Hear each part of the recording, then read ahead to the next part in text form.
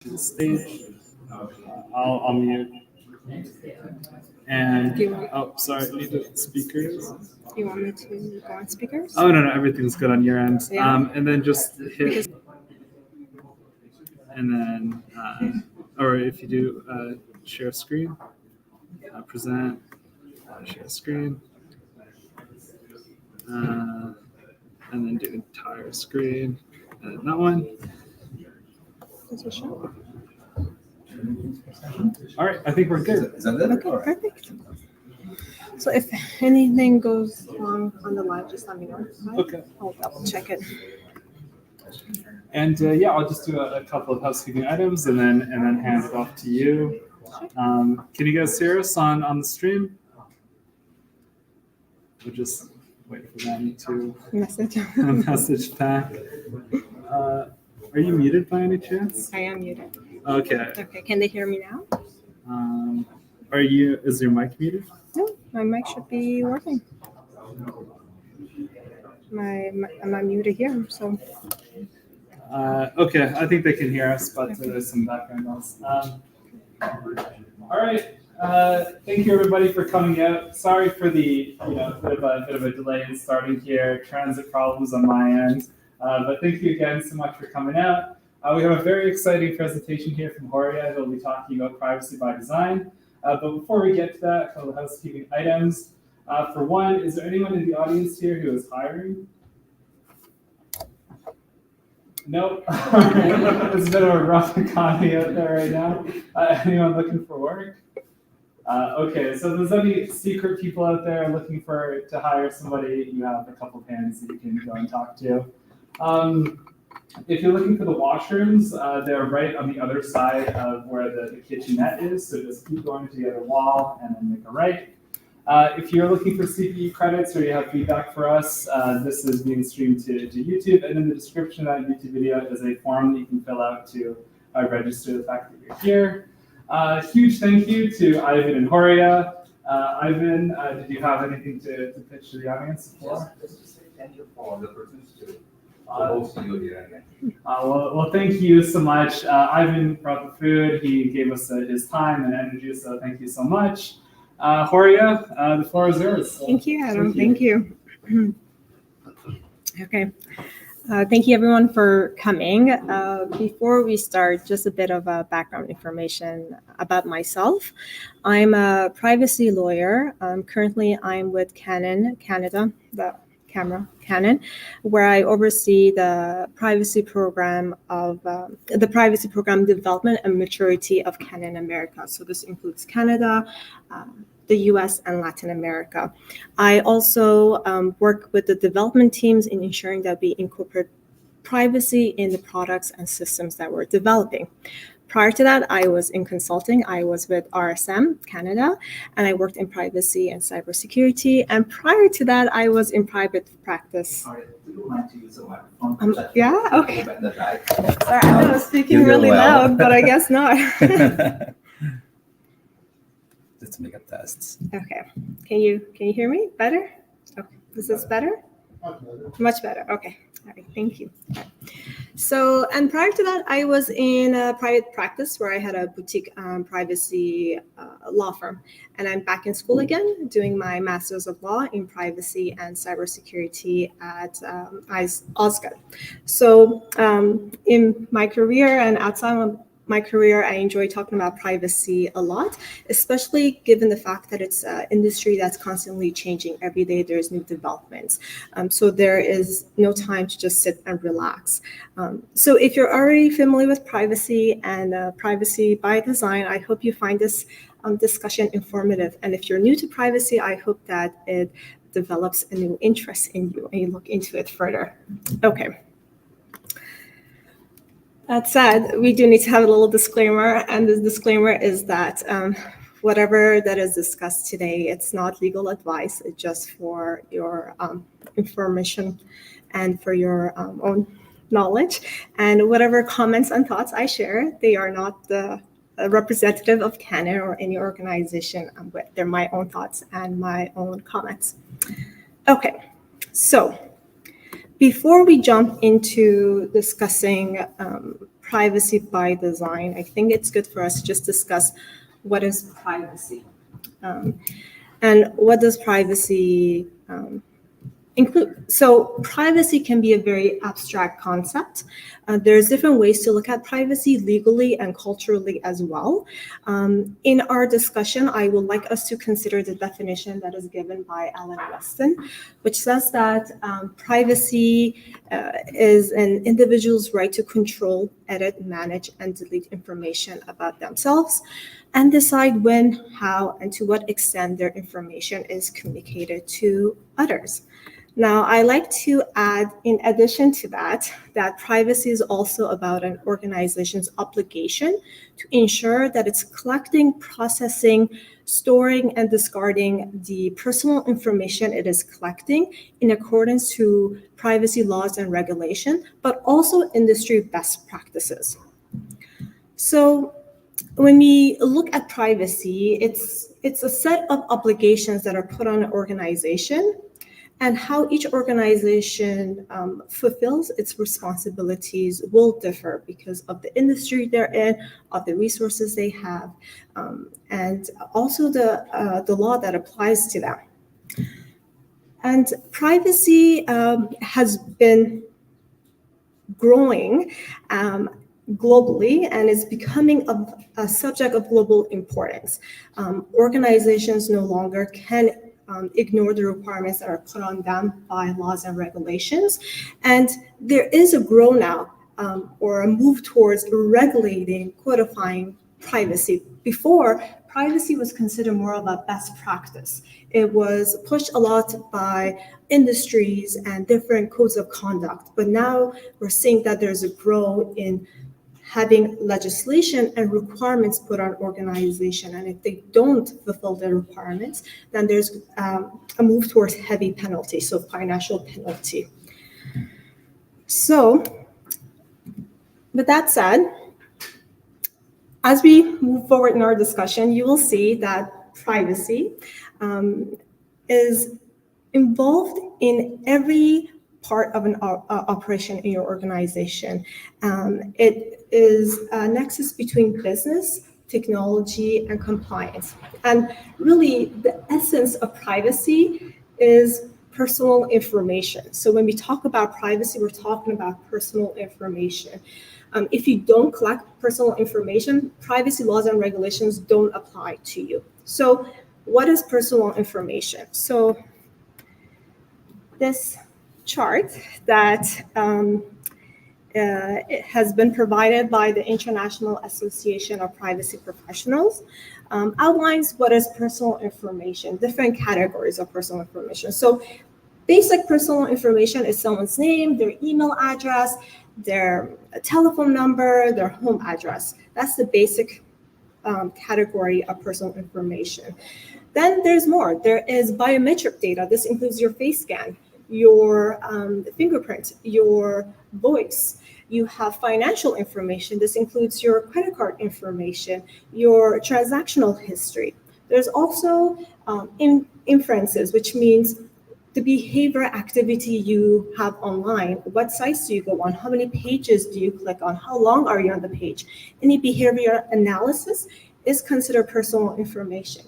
Even employment history, your educational history can be considered personal information.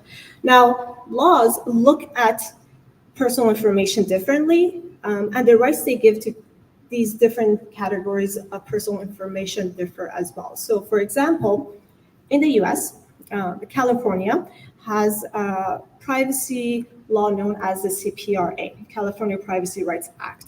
It is considered the most stringent privacy law in the US.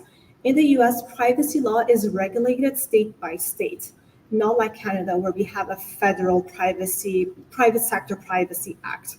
Now, in California, the rights that are given to California residents apply to employees, applies to businesses, and to consumers, meaning that employee information, their education, have the same protection as a consumer's personal information.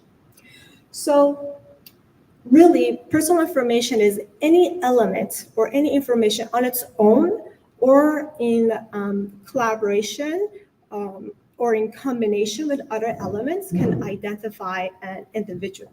And this is important for us to know because privacy by design, one main aspect of privacy by design is knowing what type of personal information you're collecting. I'm just going to pause here. Any questions so far? I do like this to be interactive. So if you do have any questions as I'm going along, please let me know. Yeah. So one other thing I would like us to touch upon before we jump into sort of privacy by design and how do you implement privacy by design is the difference between privacy and security. So usually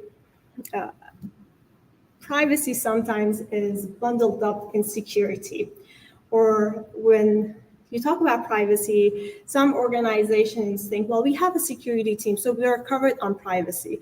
Though privacy and security have common elements to each other, they're very separate concepts, and they operate separately as well. I consider them best practices, I consider them best friends, because you can't have full privacy without data security. But you can have security without privacy, because security is also concerned about other things than personal information. It's concerned about IP, making sure your systems are safe from external attackers, internal attackers, so etc.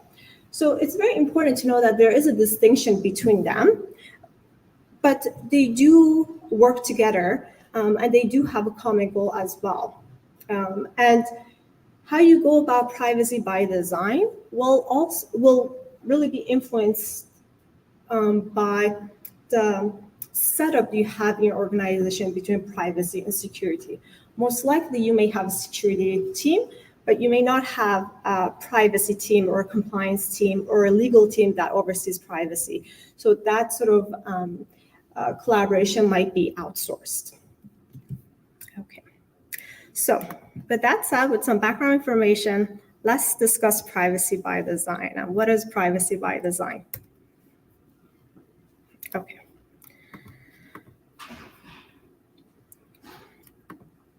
So privacy by design, okay, good.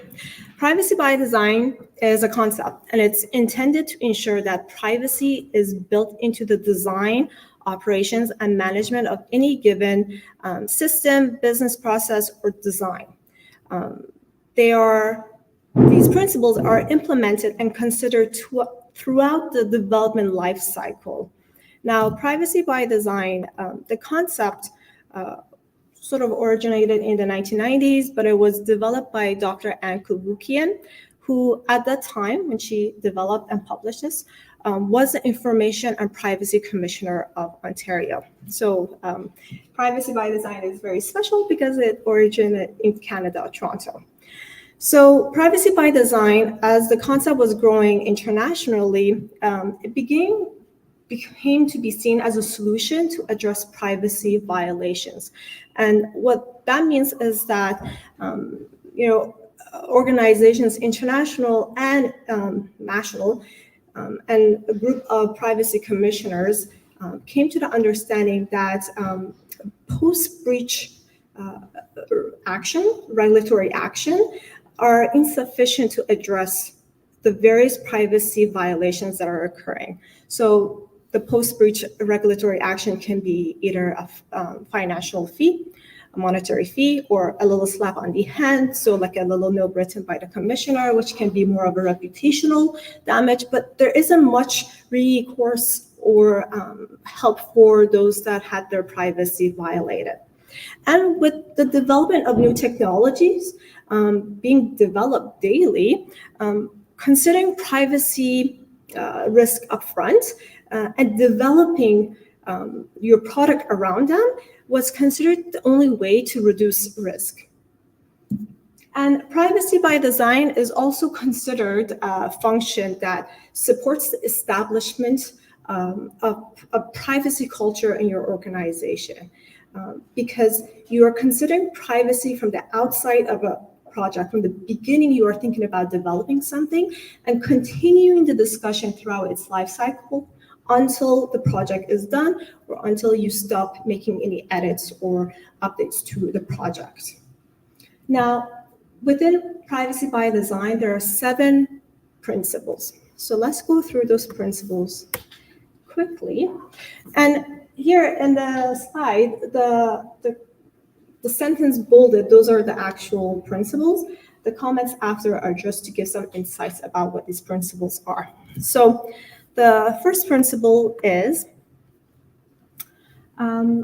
being proactive, not reactive, preventative, not remedial. And what that means is that privacy must be a forethought in any product, system, process. So you should think about it right at the time that you are discussing the product, from the moment that it's an idea to the moment you get to the table with your development team, the business team, to discuss how you're going to develop it. So the whole purpose for this is that for privacy and for privacy to drive the design, not to have the design drive to privacy violations or privacy in general. And this is going to help the business down the road, because if you create a product that is not privacy preserving and then you launch it, and then you have the legal team review it, or then you have the regulatory bodies come and look at your product and say your product is violating the rights of the consumers, then you have to go back. You have to restart the whole design again, meaning that you have lost time, you have lost money, and you're going to maybe lose your team as well, because then they have to focus on this project, or they can't focus on this project because they're involved in other projects. So really, privacy by design based on this first principle is to support the business. It's more cost efficient if you consider privacy from the beginning of the development. And also, it's going to help consider potential risks or potential ways that the data or the product can be used that you never thought about. So if you say you have an app or you have a product that creates aggregation data, you have this vast amount of data that's open for public to use, you never thought about it, and then you might have unauthorized use of that data, then you have this inappropriate use of data, which consent maybe was never given for, and this can create possible harm for you as a product owner, for you as a company, and then you have to go and find a solution for this, which again can be costly and time consuming. So it's better to think about potential harms and issues from the beginning and put in the controls necessary to mitigate those potential risks. Now, the second is privacy as a default. And really what this is about is that individuals should not have to bear the burden of protecting their own privacy. And the default should be, the default setting in your product should be privacy preserving.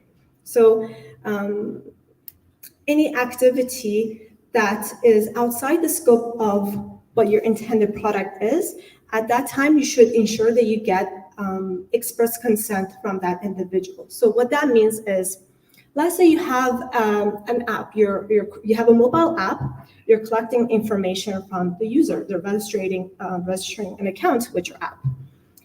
The way you can preserve privacy is that you may have sometimes little boxes where you can check off or check opt in or opt out to receiving emails from that company, or you can check opt in or opt out from sharing your personal information with third parties. A privacy preserving method would be to have everything as opt out, and that individual would have to opt in, meaning that when they opt in, it's express consent, meaning that they have given you valid consent and you can use that data as you have intended based on the information that you have provided them. Our third principle is privacy embedded in design. And this is something that we keep talking about, and I have repeated, and I'm going to be repeating throughout this whole discussion, is that privacy should be part of the design of the product system that you're creating. And to make sure that whatever system function you're creating, it preserves privacy as well. Then we have full functionality, positive sum, not zero sum. So what that means is that privacy is not a trade-off to having a product or ensuring that you can profit from a product.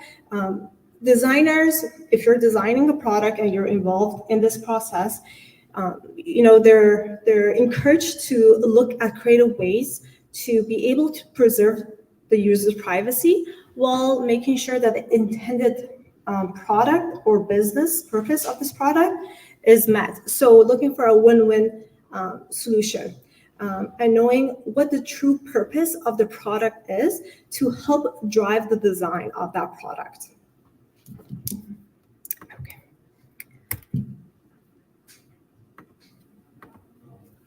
Okay, perfect.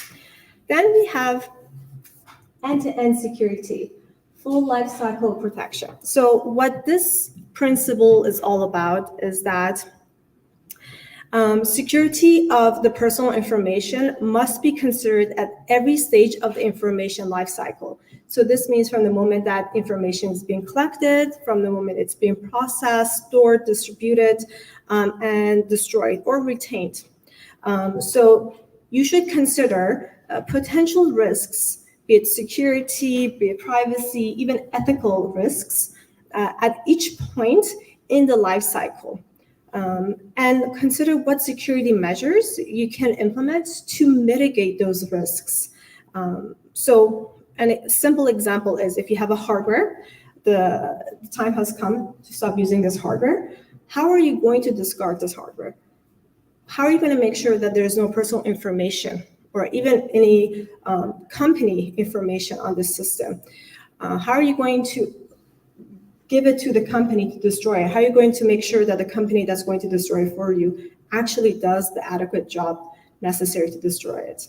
So this in a bit touches upon third-party risk management, making sure that whoever you are involving in this data lifecycle vendor has the right controls in place to make sure that they uphold privacy as well and the obligations that you put on them.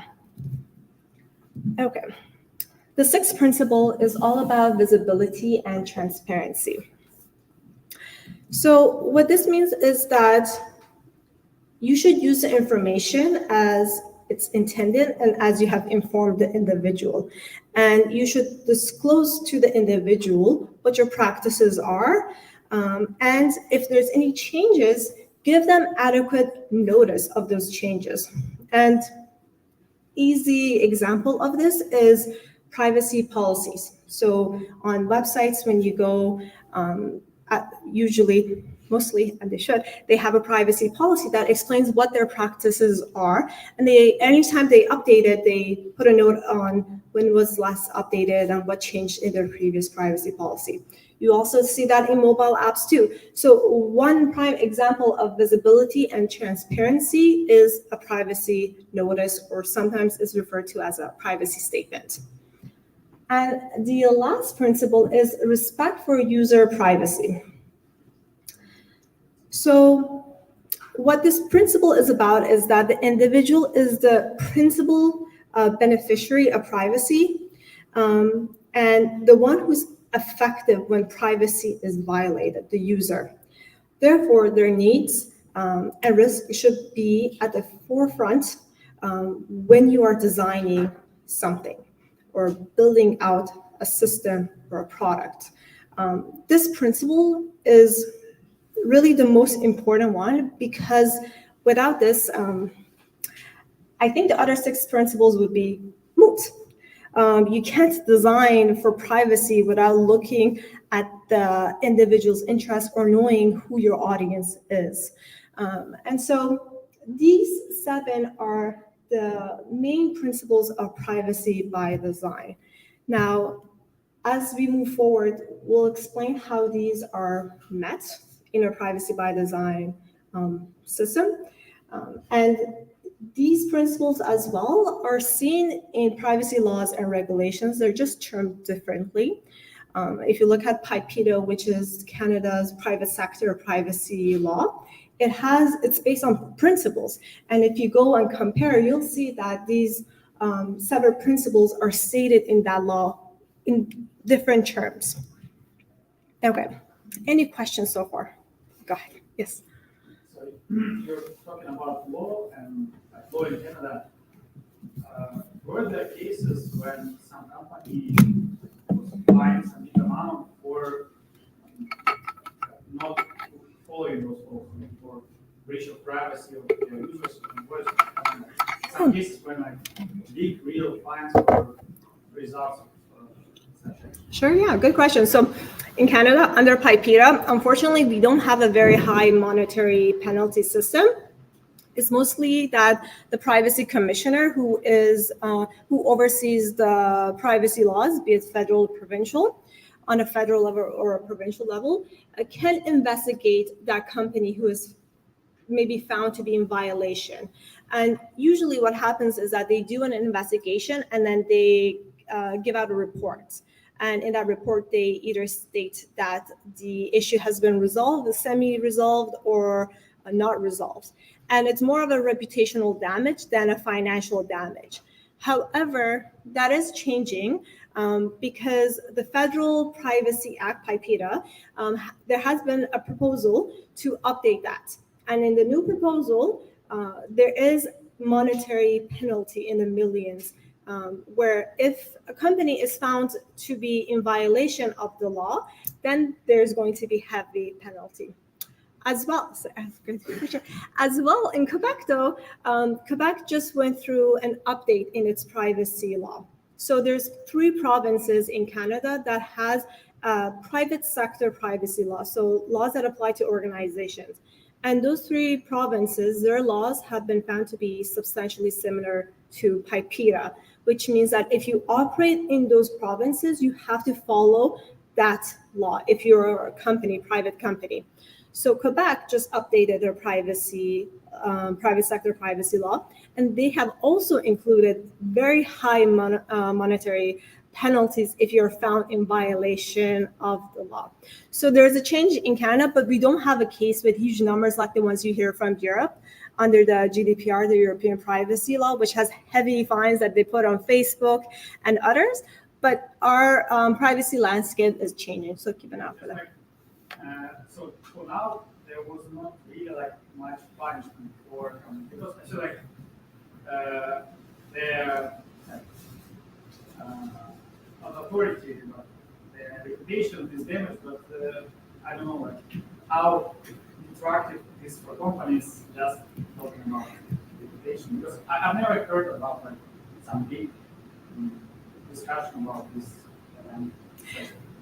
Yeah, you're right. And that has been a weakness in our privacy landscape and regime, where we don't have any way to really hold companies accountable other than doing investigation and maybe some reputational damage. But one thing I would say is that as privacy has developed, individuals have also become more aware of their privacy rights and more concerned about how their data is being collected and protected. And so what sort of an element that privacy plays around is trust. So if a consumer trusts a company, then they're willing to engage with them. And so if a company is found to be in violation or they had a breach, then they lose that trust. And as a result, they may lose consumers, which then can have monetary penalty as well. What are the other provinces? You said there are 3 provinces. Oh, yeah. Oh, Quebec, British Columbia, and Alberta. Yeah. Okay. Thank you. Yes.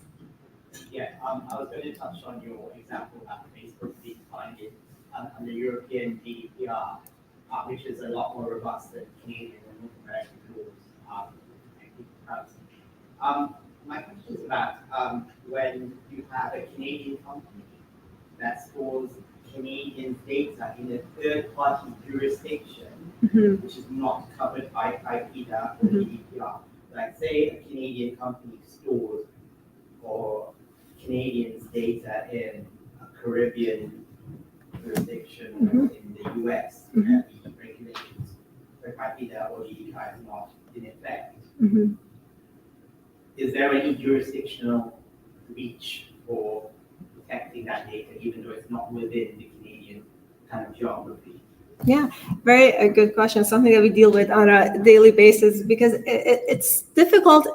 But so PIPEDA applies to any company that operates in Canada or collects personal information of Canadian residents. So you don't have to have an office here either, right? So if you're in the Caribbean but you operate in Canada, PIPEDA does apply to you. It's the same case as GDPR, right? But in that scenario you mentioned, it would mostly be governed under the contract that that Canadian company has with that third party in the Caribbean that they give their personal information to. So if that third party is storing the personal information of a Canadian company, there's supposed to be a contract between them, a processing agreement contract, let's call it, right? And there in that contract, usually what happens is that the Canadian company will have clauses that you have certain obligations, privacy obligations, you have to meet them. I have a right to audit you. And usually what they would do is that they will look at PIPEDA or any provincial privacy law that applies to them, what the requirements are, and then set those out in their contract and then negotiate with that Caribbean company that's going to hold the data for them. So in that situation, what would happen is that it would be mostly the contract that would govern it. But that said, PIPEDA does have jurisdiction and does apply to companies, even if they don't have a head office or even an employee in Canada, but they collect Canadian information. So basically, the reason I asked that question is because if a Canadian company wants to dilute the impact of PIPEDA as a strategy, that sounds quite devious, but if they do, they could potentially use it wouldn't fall under privacy law, it fall under contract law.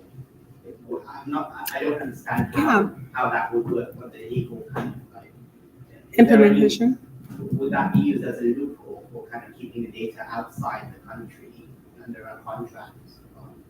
Oh, okay. I would say, well, it depends, but I would say not because in Canada, you can transfer data outside Canada. You can store it outside of Canada. So there's no localization requirement in Canada. So under PIPEDA, if you collect data of Canadian residents, you can store it anywhere in the world, as long as you make sure that the way that you're storing it, or if you're using any third party, any vendor, you are meeting the obligations set on you as an organization under PIPEDA. So the transfer of that data transfer is not an issue really on its own. You can do it. There are some limitations depending on health law or financial data, but we're talking about just consumer data generally.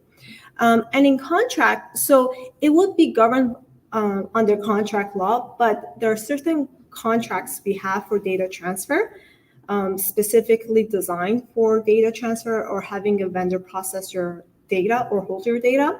And there are specific clause, standard clause that are used in these contracts, privacy clause and security clause specifically.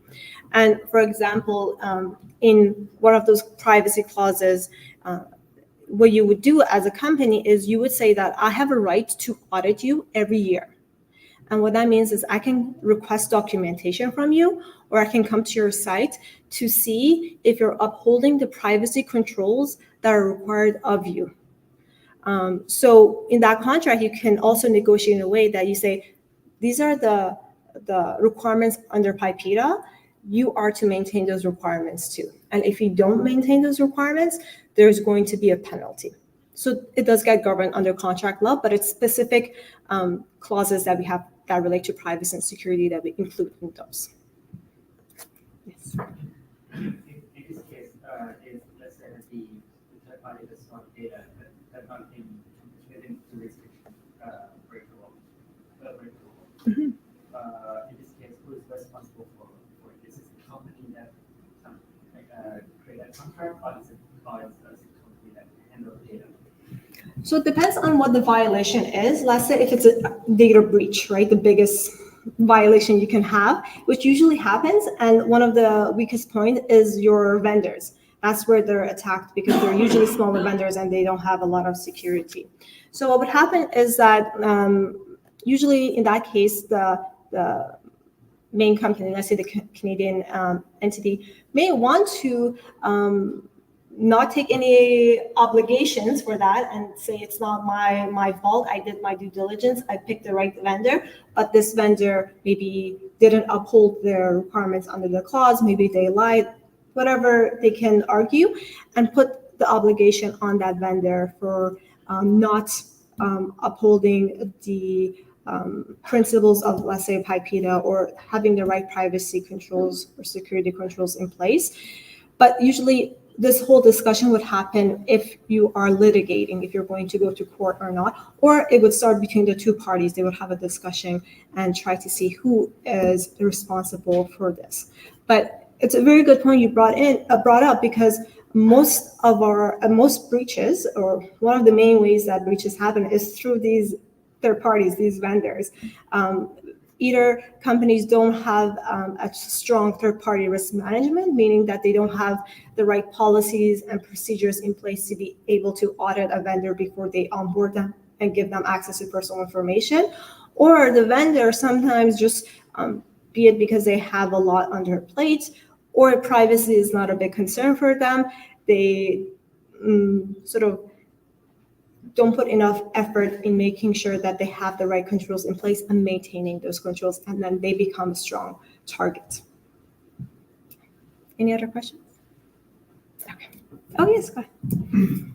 This might be kind of like a broad or kind of ambiguous question. Yeah. But like under PIPEDA, exactly, does it apply specifically to personal identifiable information, so like name, date of birth, SIN number, or say this organization stores your data and then they give you like an account number? Does that account number also fall? Say it's stored in a database, but it's not attached to your name. Does PIPEDA still apply to something like an account number, or just the information that could identify you as a person? Yeah. If that account number has no way of being associated back to you or your personal information, that it wouldn't fall under that category. But usually it's very hard to do that. But what you're explaining is more like a security control or a technique, which is like anonymization, right? Or de-identifying, right? So if you do that, then the law doesn't apply to you generally, right? There's because there's no personal information. But that only will happen if you actually do it correctly, and there's no way to be able to then re-engineer and be able to identify that account number to that person. Okay. Any other questions? Not online. Not online? Okay. Go ahead. I just had a question about the classification you put up before, and how that relates to the concept of the identification. The identifier you do scrub, get rid of, or minimize, but like there's other categories there that don't identify specifically a user, but could maybe, if combined the right way, might be able to infer things about the user. Mm-hmm. Sorry, to the person. Yeah. And yeah, so how are those protected? Like, what is the difference, like when it comes to privacy by design, and how you treat those different categories that you have had of release? Yeah. So as I mentioned, personal information will be any information that either on its own or in combination with other information, you can identify an individual. So if there's other information that on its own, maybe transactional data on its own does not identify someone, but together you can identify someone, it will still be considered personal information. So how it relates to privacy, I hope I answered your question. Was that your question? That was part of your question, right? I think so. Yeah, okay, well, let me know if I did it. But as it relates to privacy by design, so we'll go through the process of privacy by design, because as I discussed, really it's just a concept, but how do we implement this concept? Like, what does it include? Because these sound really nice, but how do you put it into action? And the reason I discuss personal information is because in the first stage of privacy by design, when you are getting together to discuss the product, you need to know, is the product system activity going to collect any personal information? And from there, determine what the risks of that collection are. So what type of data you're collecting. So for example, let's say we're developing a mobile app, and that mobile app collects your name, the typical information, your name, email address, and say your phone number. But it also collects your facial scan. That's biometric data. That's considered sensitive data. So the way that you're going to be designing your opt-in process or your data collection and your retention around the face scan may be different than the way that you do it for the regular data collection that you have. So as we go through the implementation of privacy by design, we'll touch upon why personal information is important, because personal information also plays a big role in your personal data inventory. So in security, we have a life cycle as well. Data may be a life cycle, but in privacy, we have a personal data inventory, which is the core of privacy by design and also other functions of privacy. Does that answer your question? Okay, perfect. Anything else? Okay. So, moving forward.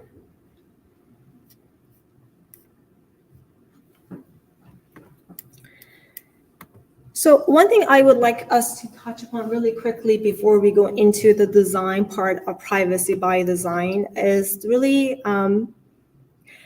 privacy by design ensures privacy and security controls are aligned within an organization's tolerance of risk. So something that's very important for us to consider as we're discussing privacy by design, its implementation, and how you are trying to be compliant with laws and regulation is really what is the risk tolerance of your company, because every company has a different type of risk appetite. Some don't even consider risk. They deal with it when the situation arises. Others are a bit more conservative in their risk. So they like to consider it and mitigate it from the early stages.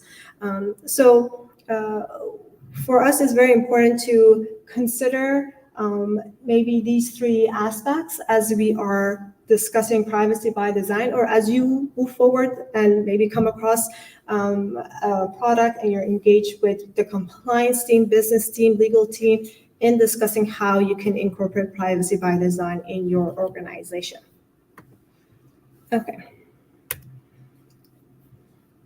So, privacy by design. So, consideration is needed on how privacy should be designed into the process, as we discussed. And you should also begin with imagining the end in mind. How do you want the end product to look? What are your concerns? And how do you want to address those from the beginning of the discussion, even not even the design process. And every company has a different methodology in how they do software development, project development. So you have to align privacy by design based on the methodology you have. But in general, whatever methodology you use or don't use, there are generally these phases that you can consider as you are building privacy by design. And in the example that I like us to discuss today, I'll just use the Agile method, because I have used that a lot for companies as we built our privacy by design. And it's just to give you an example of what it can look like. And Agile methodology is one that a lot of software and development teams use as well. So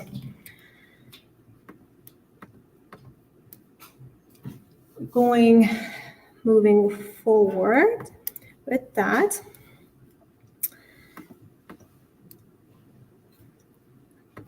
Okay.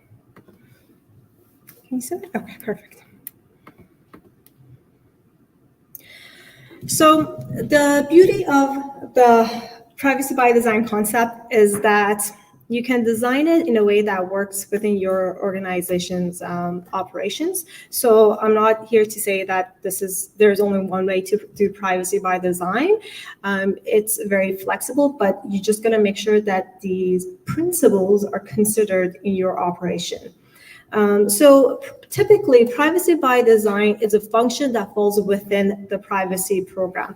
There are different stakeholders involved. You have the privacy team, you have the development team, you have the business team, and they all come together to ensure that privacy by design happens.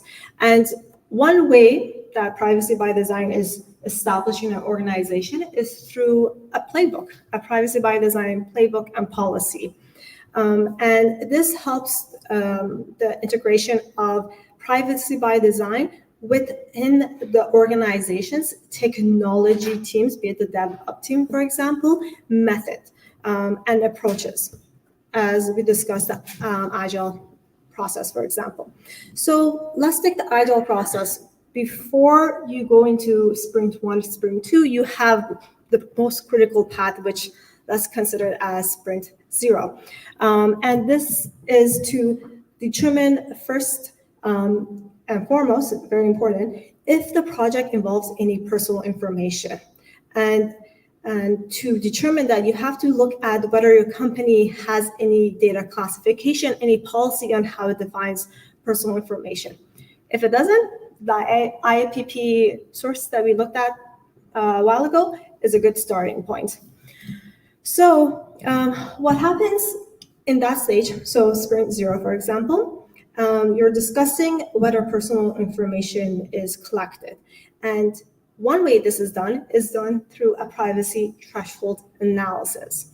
Now, I have a few graphs, this slide and the next few slides. Those were slides that I had created for clients. So you'll see that there might be references to European law, to US law, just to show you that the process that you build can apply to any product, be it if it operates internationally or nationally. So just keep that in mind. So what a privacy threshold analysis does, or PTA, it quickly identifies whether there are any privacy risks that may trigger a legal or regulatory obligation for the personal information that you're collecting. And it's also very useful because it will facilitate cross-functional communication and collaboration between the company's team. Usually with development, what I've seen is that everybody works in silo. So you have a business unit, it comes with an idea, it gives it to the development team, and the development team has to develop it, maybe with some little insight, and then you have the back and forth discussions, or there's a triage system as well, where you have the project management that does sort of the discussions and collaboration between the two teams. But there isn't a full, everybody doesn't gather on the table together, be it compliance, legal, privacy compliance, business, and development together. And the importance of the privacy threshold analysis as well is that it will help determine whether a more detailed assessment is needed. And this detailed assessment is usually a privacy impact assessment. And we'll discuss that in the next slide. So a PTA is usually done by the privacy function in an organization, but it will involve you if you're a part of the development team or the security team. It will involve you because the questions will relate to you as well, because you may have insight in the product or the proposal, and the privacy function needs your understanding and support to fill out this assessment. So the second part is a privacy impact assessment, or the DPIA, and that's because of GDPR. So within this, this step, you can still consider it as being part of Sprint 0 of the Agile system, so you're not in Sprint 1 yet. And this is a way to figure out what the potential privacy risks are in the proposed project or system. So within this PIA, what you do is that you look at whether there is any personal information, you look at where this product or system is going to be operating internationally, nationally, because there's different regulations. So you need to consider those as well. And you consider also any applicable privacy laws and regulations that may apply to you, because they do differ in requirements. So you need to consider those as well. And from there, you can assess what the potential risks of your product are, and what steps you might need to take, be it privacy controls, be it security controls, or be it change in the business direction to mitigate those risks. And also, what risks are you willing to accept? Because as I mentioned, every company has a different risk appetite, and that's going to impact the type of controls you put in place or you don't put in place. Okay. So something else to consider as well is, as you are going through the privacy threshold analysis and the PIA, is that throughout this whole process, you would also need to have review and discussions about what is the organization's privacy and information security policies, procedures, and expectations. What are your standard operating procedures, your controls? So some organizations have documentations, but the actions they take are a bit ad hoc. They don't follow the document per se. Some organizations don't have documents, but the actions they take are not ad hoc, is very standardized. And they may have legacy knowledge, and so that's how it operates. So the review of the documentation is really just just depends on if you have it or not, but those can be very important because legal, compliance, and business and development team have to make sure that whatever you're creating follows the procedures that are outlined within your organization. And to do that as well, it's very important that within these two steps, there's a lot of discussion between the development team and the privacy subject matter in your organization. Sometimes it's external, sometimes it's internal, but they should be involved throughout the whole development cycle of your product. And the privacy threshold analysis and the PIA are important steps to developing a personal data inventory. And we touch upon this very briefly, but that is an important element in ensuring you have privacy by design or maintaining privacy by design in your product as well. So let me just bring up the next slide.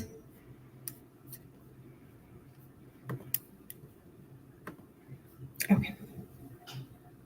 Can you see that? Okay, perfect. So as I mentioned again, this is a diagram that I had created for a client for our privacy by design sort of playbook procedure. So it does touch upon other elements or does have terminology that does relate to GDPR, but this is applicable as well to any process. You may just need to change up the terminology because ROPA is it's really just a personal data inventory, but it's a terminology under GDPR. So consider this part as your as an action within sprint 1. So you are beginning to start discussing what steps you need to take for your product development. Here, what you also need to do is make sure that you establish a data inventory. So you need to know from where the data is going to be collected from your product system. Where is it going to go into your organization? Is there any downstream movement of that data? Are you transferring that data anywhere? Who is going to have access to that data internally or externally? And how long you're going to be holding onto that data? And once you're done using that data, how are you going to discard that data? Are you going to delete it? Are you going to retain it? Or how long you're going to retain it? You need to have a retention policy around that. And all of that is going to play a role in the design of your product. Because if you're going to be collecting facial scans for your product, let's say your mobile app, you will need to have most likely an opt-in, a consent for that collection. So you would need to design your mobile app in a way that when it comes to them, comes to you collecting that facial scan, maybe you have a specific notice that pops up for that facial scan, and you have maybe a button where that individual has to click for you to collect their consent and for them to move on to the next step. Or it comes to deletion. When an individual deletes their mobile app, how long are you going to hold on to that data? Does that data get automatically deleted as well? Or do you still have that data and hold on to it for a while? Why do you need that data? So in this process as well, there's other privacy principles that you're going to be considering, which is data minimization, purpose limitation. So really, maybe privacy by design is a function that's driven by the privacy team or compliance team, but developers have a big role in privacy because you are designing the product. You're considering, maybe you're working with others on the team, but you're considering how easy it is to use this product. You're developing the code. You are establishing how you can make sure that you know the consent without having to identify the person specifically, or how you can hold on to that consent without tying it back to an individual. So the DevOps team plays a critical role in privacy by design because you are building the product. It's in your hands.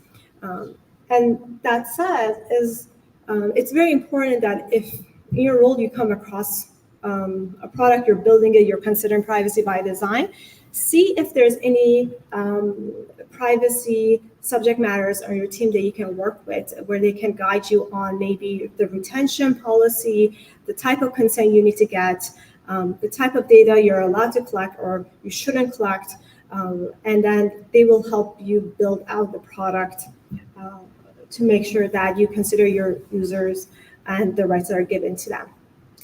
So moving on, after you have done the documentation, you might be moving on to Spring 2 in your development. So we're still talking about the agile system method. And to ensure that the privacy by design principles and requirements are sustained throughout this process, there's a few things that you can do within the Spring 2. And that is to have engagement with the privacy team, be it with the legal team, involve them as much as you can in maybe even on an ad hoc basis to ensure that whatever you're building is meeting the requirements needed. Also involving members that are maybe experts in user experience UI, because they can help you a lot too in ensuring that whatever you're building is easy for the user on a accessibility level, privacy accessibility, and also on transparency and visibility.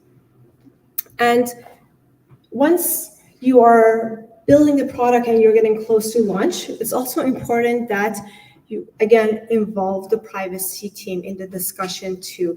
And I say this knowing that you may not have a privacy team or any subject matter on hand, so it may rely on you. So you may need to dig in a bit deeper to make sure that when the product is ready for launch, you have considered various privacy requirements that may apply to your product or your application. But it's very important to involve them prior to launch, because once you launch, it's going to be very hard to make any changes, be it resource-wise, be it on a reputational level too, and also on a business mandate. So I'm going to pause for a moment. Any questions on those?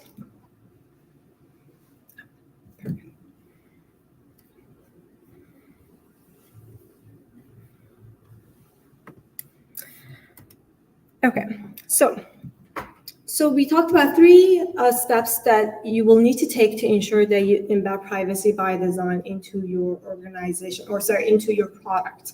And those three steps that we discussed does touch upon the 7 principles that we went through, which was 7 foundational principles of privacy by design. Now, what you need to do with moving forward is that you also would need to ensure that just make sure you got the right PowerPoint. So you got to make sure that there's always oversight in the product development as well. Consider whether the data that you are asked to collect in your product is needed for the product to function. Is it necessary? Is there another way that you can make the product function without collecting that information? specifically personal information. Is there any way that once you collect that information, can you maybe anonymize it, de-identify it, so it's not related to that individual, or maybe have a shorter retention period for that data? Also ensure that you have the right security controls in place and privacy controls. This can look like once you have your mobile app ready for launch, doing some testing, penetration testing, security testing, vulnerability testing to see that it's ready for launch. Not once you have launched it to do all of those testings, making sure that if the business team or your organization is a bit hesitant on these, that you advocate for them and explain to them what the consequences can be if we don't take those steps. So in summary, privacy by design sets out an expectation for privacy to be designed to whatever is being developed, and for it to be considered from the beginning of the development stage. And something to note as well, that privacy by design has moved away from being just a best practice to being now a legal requirement. And what I mean by that is that as we discussed how privacy by design was established by Dr. Kubukian, it was considered more of a best practice. It was accepted by the International Organization of Privacy Commissioners, but there has been a move now to embed it, codify it into law. Europe's GDPR has done that. It's known as privacy by default. Though it doesn't mandate all those 7 principles, it has taken the essence of it and put in that requirement that you need to have privacy by default. Quebec has that. Other laws are moving towards that as well. So as there's constant change in privacy laws and regulation internationally and nationally, there's a move to now have privacy by design as a requirement. And if you don't have it, if you have a product and there is a privacy violation, and they may look at it and see if you don't have privacy by design, they may then investigate as to why you don't have it. So it's becoming more of a function that is being developed within the privacy and the security team, the above team as well. And as you move forward, I foresee that it's going to become more of a hot topic as you are developing new products and systems. And really with privacy by design, to really implement it, it will take a lot of collaboration between different stakeholders in your organization. It's not a one-man or one-team job. Most likely it might be pushed by the privacy function in your organization, but I think the driver of it really is the development team, because you are central to the product creation, the system creation. You know what is required inside and out, and you have the industry experiences. It's going to be the privacy team or the legal team coming to you, just telling you, these are the legal requirements we have. We need to make sure that we do X, Y, and Z, or we don't do X, Y, and Z. So it's going to be on you on how you make sure those are met. And also, you got to consider your organization's risk tolerance. Some have a good risk appetite, others don't. And all of that is going to be determined in those 3 steps that we discussed: the privacy threshold analysis, the privacy impact assessment, and the personal data inventory. So those 3 are the first steps and the main steps to implementing privacy by design. And the personal data inventory is sort of a function. It's a function on its own in the privacy program, but it's a function that it's going to continue with your product development even after launch, because you have to keep it updated. Because if there's any time you are going to be using the data you collected for a different purpose than initially planned for, you do need to update your personal data inventory. So with that said, thank you for your attention. I hope this was informative, maybe a lot of information, but I'm open to questions. If you have any questions, please let me know. Yes. I know you said that Quebec has any privacy law. When is the updated PbD expected to be passed into new law? And is there any indication of what the fines are going to be? Yeah, so Bill C-27, it's already in reading in the Parliament. and they're going for consultations, and there has been consultations too. So it hasn't been passed yet. I think it will pass if there's no change in the government. So fingers crossed. It is a good update to PIPEDA because there's huge changes. So for example, a privacy program is now being codified. You need to have a privacy program. There's going to be regulations around AI. There's going to be a creation of a privacy tribunal, which is different than the privacy commissioner system that we have. And there's also going to be heavy monetary fines if you're found in violation. So it's not law yet.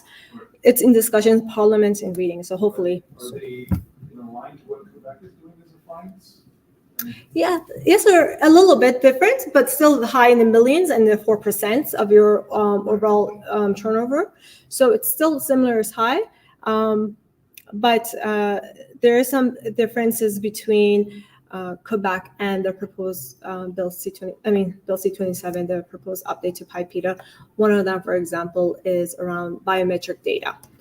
In Quebec, if you collect biometric data, be it for authenticating someone or using it for a certain reason, you need to have a biometric database, and you need to inform the privacy commissioner of Quebec about it.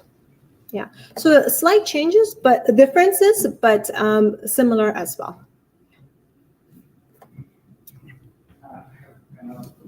Yeah, the first one, did you fully implement the privacy design in Canon Canada?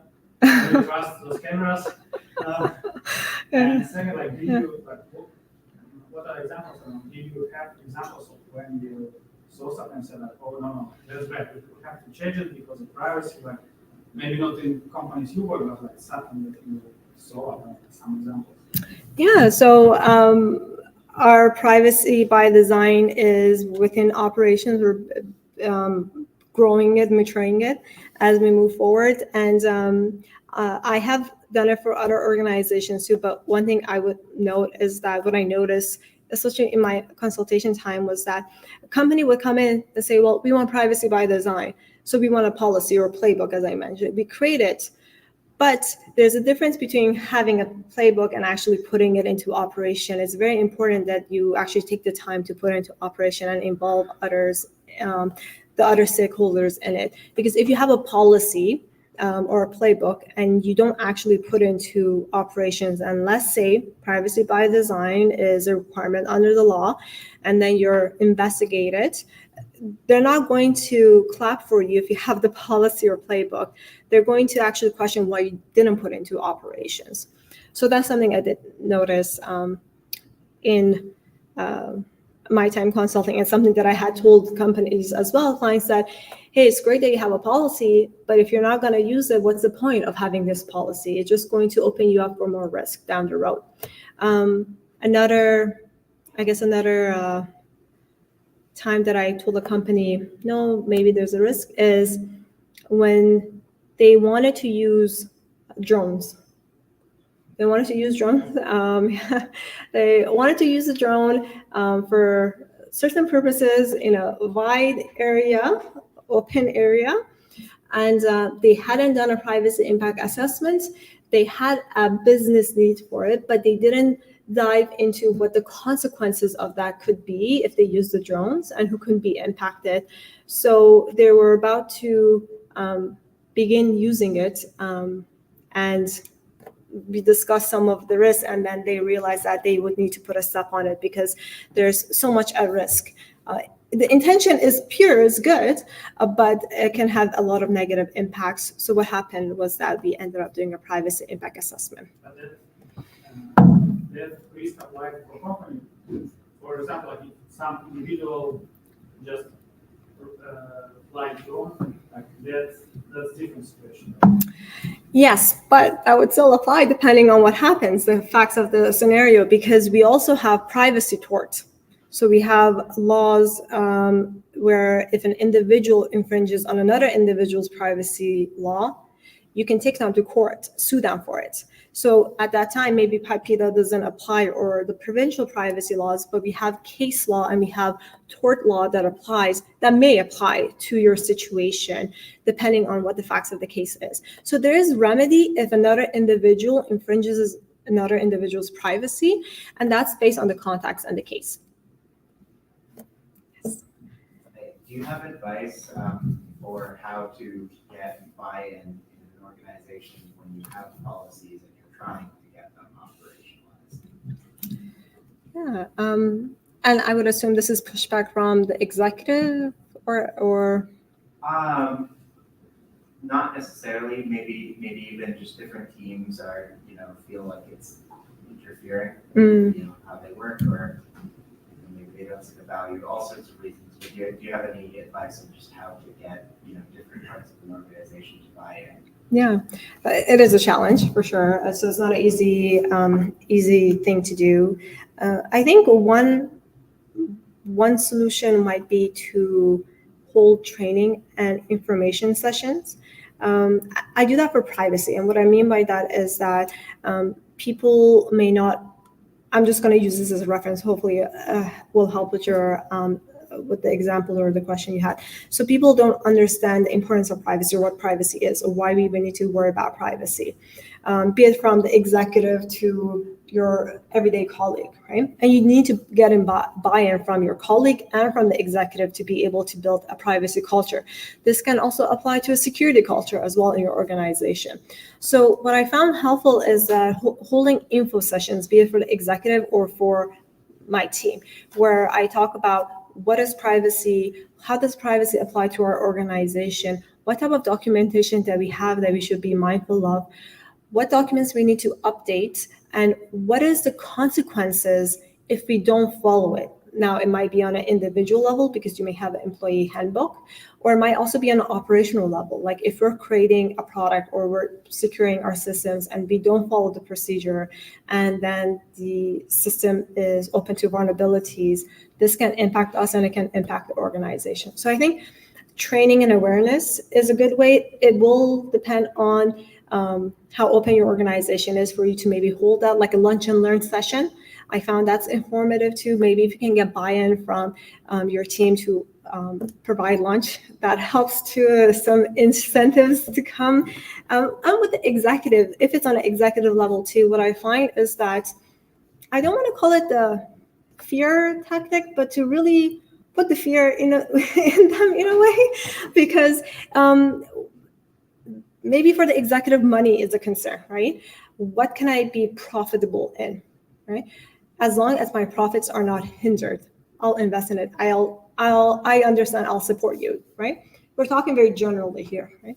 And when it comes to privacy, and this can also expand to security as well, I break down the risks to privacy, be it financial risks, and this can include whether there is a ransom attack.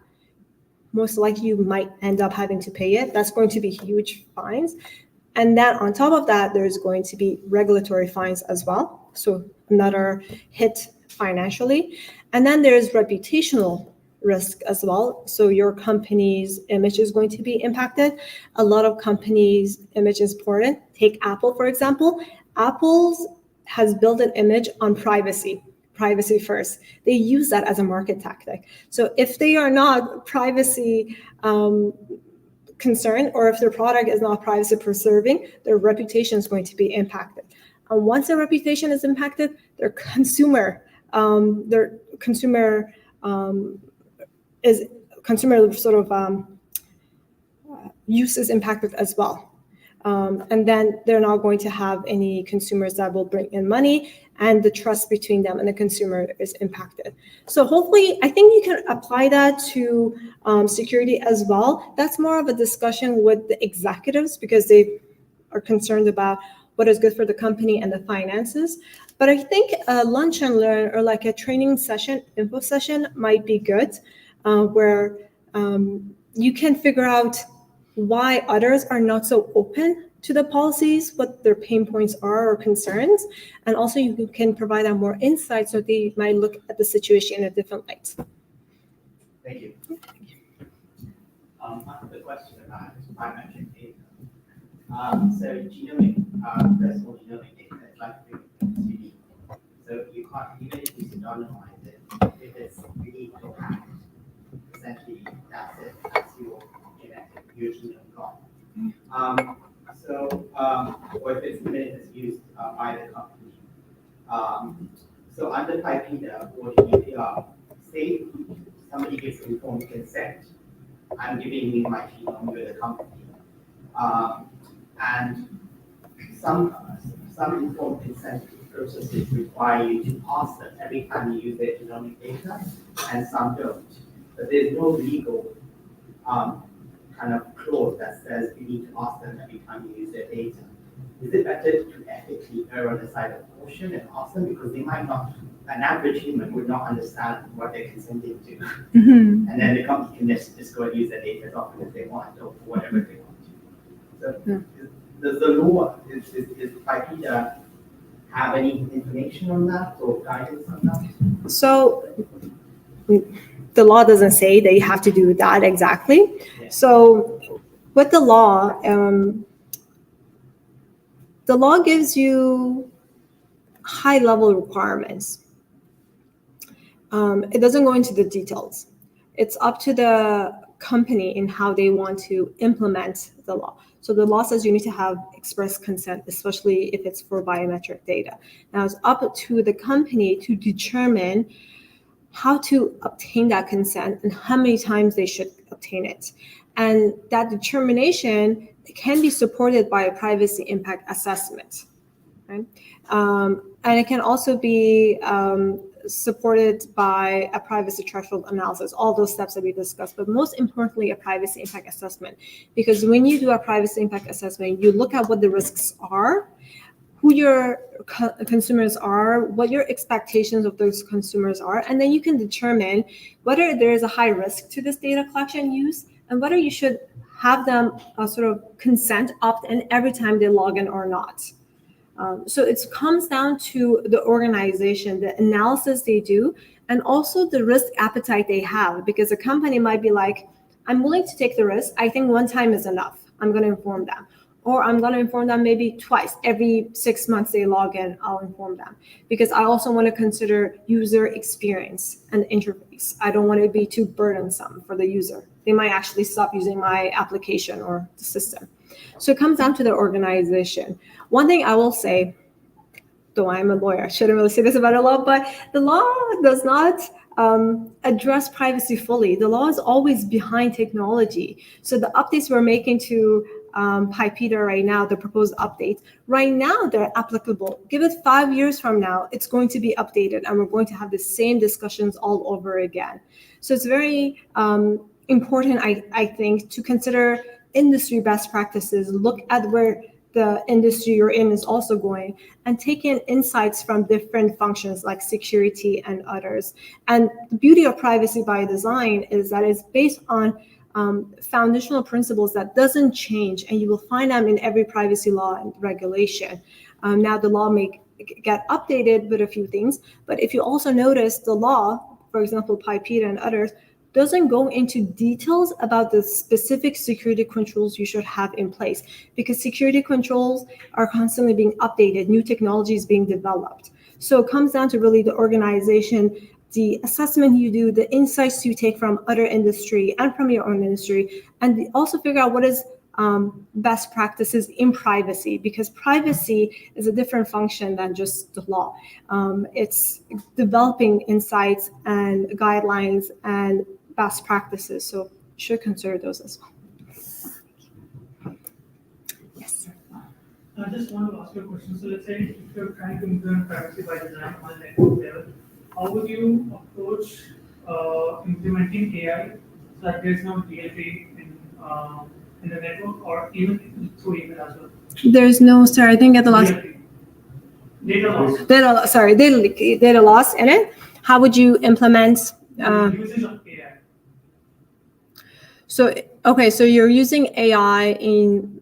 So let's say it's a financial organization. Yeah. So I have access to my web. I can use any AI websites to upload data on that. How do I, as a risk person or working for a GRC person control that usage of each and every employee in the company?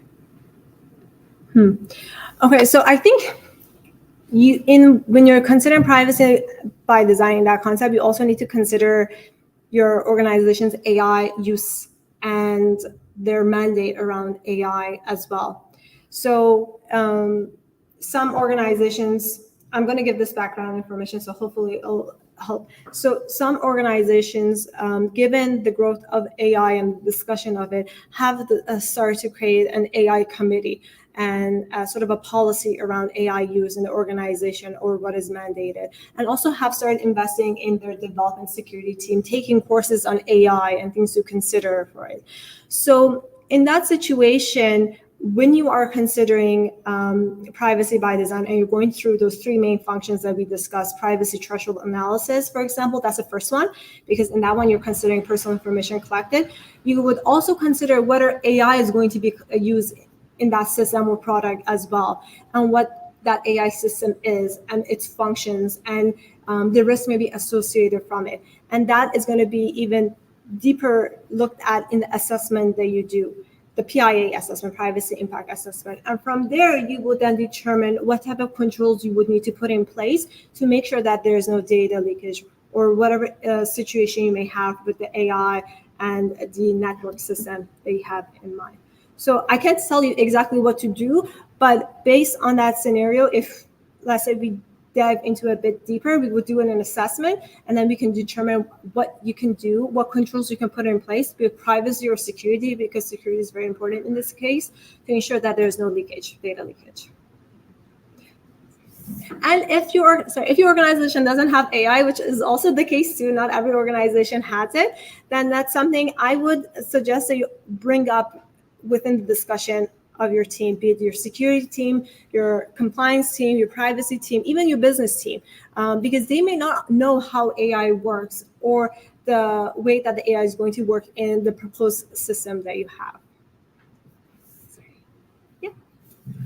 In your opinion, would enhanced IPEDA laws or GDPR laws make it easier for the organization's risk assessment team to sign off on using more cloud resources? If there are more stringent laws on Microsoft or AWS or Amazon AWS, in your opinion, have you seen organizations see these laws as a signal that okay, maybe we don't have to be so risk averse with using some cloud resources, mm-hmm. we can utilize these more, or is there still a pretty, I guess you could say, small risk appetite when it comes to using cloud? Yeah. So I think it might help a bit, but not too much, because it depends on how the law gets updated. So with GDPR, it's considered one of the most stringent privacy laws in the world. It has also been the basis for Brazil's privacy law. A lot of countries are taking inspiration from it. I don't think it's the best privacy law out there. I think it's too stringent. I don't think there's elements to it that I don't think it's a business friendly, really, because when it comes to implementing it, it's very difficult. There's a difference between privacy law and privacy operations, and how you take the law and put it into the operations. And sometimes the law is developed in a way that it just talks about what you can do or what you can do or can't do, but it doesn't give you guidance on how to implement it, or doesn't really go into the thoughts of what would it be like operating it in different industries, right? Though they take in consultations and there's insights and comments given by other industries, it's not developed with a whole, functional security, compliance, business team within it when it's developed. So I think it might help, maybe especially if there is a financial fee penalty to it, or if the law has certain language or requirements around third parties, which cloud providers are considered, most likely would be considered third parties. And GDPR does have that. It breaks down responsibilities of a data controller. So the entity that's collecting the data, and responsibilities around a data processor. And this is an entity that is given the data to hold or process. So it may provide some relaxation and openness to using cloud providers, but I don't think it's the solution or the only solution. I think there's contract law that you can rely on, depending on the size of the organization and the cloud organization, and whether you can engage in the negotiation. It also comes down to the appetite of the company. So I have seen companies, depending on the size, they have a cloud committee. So what happens is that anytime any business unit in the organization wants to undertake or use an application that relates to the cloud, it has to go to the cloud committee. And certain questions are considered, and there's a risk ranking as well. And they look at also which business unit is using it and how is it using it. Does it include AI as well? And from there, they make a determination of whether they want to use it or not. It's a process that requires a lot of building up, but I think that might be a good solution, maybe more than the law, because you have oversight first around all of the cloud systems in your organization, and then you establish what your overall risk appetite is, and from there determine which cloud providers are good to use or not. And you also analyze whether they're reliable cloud users or not, because Microsoft or Amazon in the industry, they're known to be more reliable than others, right? Any other questions? Nothing online. All right, well, thank you all for Thank coming you. out. I hope you learned as much as I did. Thank you again, Horia, for the presentation, and thanks, Trent Micro, for the space. I think there's still food and drinks, so please grab some. Thank you. Thank